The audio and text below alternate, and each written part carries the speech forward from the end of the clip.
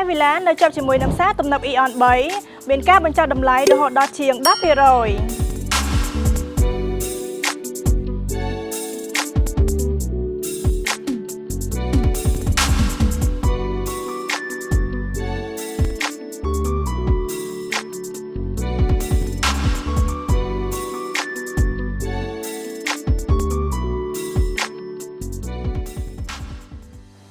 ជំរាបសួរបងប្អូនជាទីស្រឡាញ់ទាំងអស់គ្នាកន្លែងដែលនាងខ្ញុំកំពុងឈរនេះគឺជាប្រភេទ Villa Queen ដែលស័ក្តិសមបំផុតសម្រាប់ការរស់នៅបែបស៊ីវិល័យសម័យថ្មីដោយសារតែមានការគាំទ្រយ៉ាងច្រើនពីសំណាក់អតិថិជនទាំងអស់គ្នាបរិយាមានជ័យ Resident មានកិត្តិយសសូមជម្រាបបងប្អូនទាំងអស់គ្នាថាយើងខ្ញុំបានបើកដំណាក់កាលទី2បន្ថែមទៀតហើយ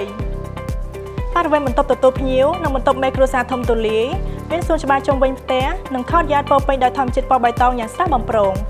ព្រមទាំងទីធ្លាខាងមុខផ្ទះធំស្រឡះអាចចតឡានបានយ៉ាងងាយស្រួលដើម្បីអបអរសាទរការបើកដំណើរការអាកាសយានដ្ឋានអន្តរជាតិតេជោ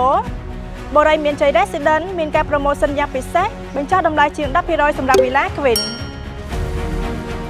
នៅរងចាំអីទៀតកុំឲ្យឱកាសដ៏ល្អនេះកន្លងផុតទៅការផ្ដល់ជូនមានកំណត់សូមអញ្ជើញមកការិយាល័យលក់របស់បរិយាមានជ័យ Resident ដើម្បីទទួលបានព័ត៌មានលម្អិតនិងការផ្ដល់ជូនយ៉ាងពិសេសសូមអរគុណសូមជម្រាបលា